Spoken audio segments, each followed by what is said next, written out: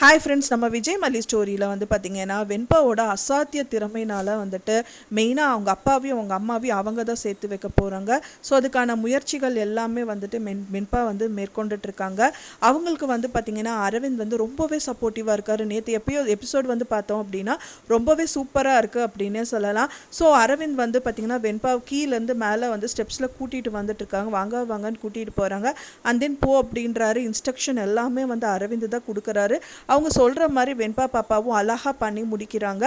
அது மட்டும் இல்லாமல் அங்கேருந்து கிளம்பும்போது பாய் அப்படின்னு சொல்லிட்டு அரவிந்த் வந்து நம்ம கூட பயந்து யாராவது பார்த்துட்டாங்கன்னா வம்பா போயிடுமே அப்படின்னு சொல்லிட்டு அழகாக அங்கேருந்து தப்பிச்சிட்டாரு அப்படின்னே சொல்லலாம். ஸோ இந்த மாதிரி நிறைய விஷயங்கள் வந்து எபிசோட்ஸில் வந்து காமிச்சாங்க. ரொம்பவே இன்ட்ரெஸ்டிங்காக இருக்குது. அண்ட் தென் வந்து பார்த்திங்கன்னா தேவசேனா வந்து சாதாரண ஆள் கிடையாது.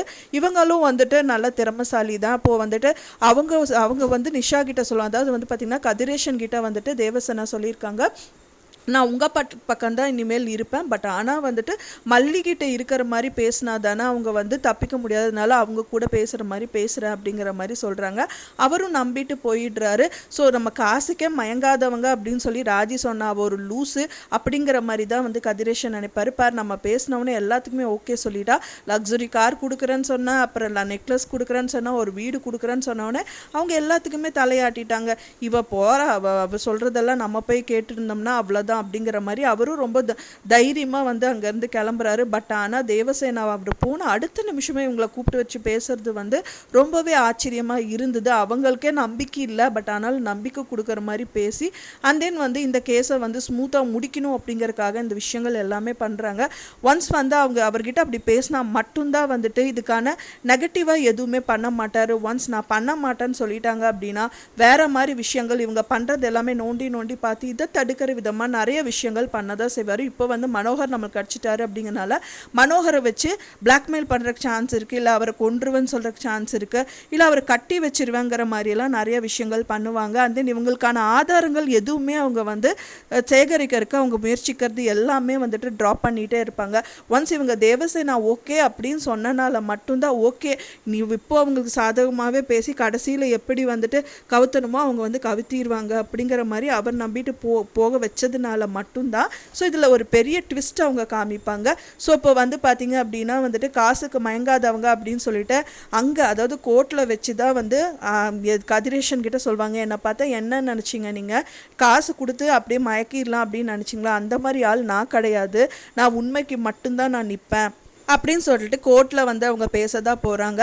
அது பார்க்குறதுக்கு தான் நம்ம எல்லாருமே காத்துட்ருக்கோம். ஸோ அதுக்கு வந்து பார்த்திங்கன்னா அவங்க எப்படி வந்துட்டு ஒரு விஷயத்தை அவ்வளோ அழகாக வந்துட்டு சமாளித்தாங்களோ அதே மாதிரி மல்லியும் வந்துட்டு பார்த்திங்க அப்படின்னா மனோகர் விஷயத்தை கண்டிப்பாக அவங்கக்கிட்ட போய் சொல்லக்கூடாது. ஒன்ஸ் இதை சொல்லிட்டாங்க அப்படின்னா தேவசேனா இவங்களுக்காக இவ்வளோ விஷயங்கள் பண்ணுறது எல்லாமே தவிடுபடி ஆயிரும். ஏன்னா மனோகர் வச்சு தான் இந்த விஷயங்கள் எல்லாமே பண்ண போகிறோம் அப்படின்னு தெரிஞ்சதுன்னா மனோகரை வந்துட்டு இன்டைரக்டாக அவங்க வந்து பார்க்கறதுக்கு நிறைய விஷயங்கள் இருக்குது. ஸோ அதனாலேயே வந்துட்டு பார்த்திங்க அப்படின்னா வந்துட்டு இவங்க மல்லி பொறுத்த வரைக்கும் இன்னியாவது சீக்ரெட் மெயின்டைன் பண்ணியே ஆகணும். ஏன்னா தேவசேனா பற்றி கதிரேஷன் கிட்ட சொல்கிறது, கதிரேஷன் கிட்டேயோ இல்லை ராஜுக்கிட்ட சொல்கிறதெல்லாம் ஒரு பிரச்சனையும் இல்லை. ஏன்னா தேவசேனா வந்து ரொம்ப ஸ்ட்ராங்கான பர்சன், அவங்க காசுக்கு மயங்காதவங்க அப்படிங்கிறது வந்து இப்போ மல்லிக்கு ப்ரூவ் ஆயிடுச்சு. பட் ஆனால் அவங்களுக்கு தெரிய வந்துருச்சு அப்படின்னா வந்துட்டு கண்டிப்பாக குட்டை குளிக்கிறதுக்கு நிறையவே சான்சஸ் இந்த கேஸில் இருக்குது. ஸோ ஸ்மூத்தாக இதுக்கப்புறம் கொண்டு போவாங்க அப்படின்னு தான் எதிர்பார்க்கப்படுது. ஏன்னா இப்போ தான் எல்லாருமே வந்து போல்டாகவே ஃபேஸ் பண்ணுறாங்க. ஸோ திரும்பவும் ஏதாவது ஒரு பிரச்சனைகள் நடந்துகிட்டே இருந்ததுன்னா திரும்பவும் எபிசோட் வந்து பார்க்கறதுக்கு நல்லா இருக்காது. ஸோ இந்த மாதிரியே கொண்டு போவாங்க அப்படின்னு தான் நான் நினைக்கிறேன். ஃப்ரெண்ட்ஸ், நீங்கள் என்ன நினைக்கிறீங்க அப்படின்னு சொல்லிட்டு உங்களோட கருத்துக்களை மறக்காமல் எனக்கு கமெண்டில் ஷேர் பண்ணுங்கள். நான் சொன்ன இந்த தகவல் உங்களுக்கு பிடிச்சிருந்தா ஃப்ரெண்ட்ஸ் மறக்காமல் லைக் பண்ணுங்கள், ஷேர் பண்ணுங்கள், கமெண்ட் பண்ணுங்கள், சப்ஸ்கிரைப் பண்ணுங்கள். மேலும் இன்னொரு மல்லி சீரியல் அப்டேட்டோட நெக்ஸ்ட் மீட் பண்ணுறேன். தேங்க்ஸ் ஃபார் வாட்சிங் மை வீடியோ ஃப்ரெண்ட்ஸ். நெக்ஸ்ட் வீடியோவில் பார்க்கலாம்.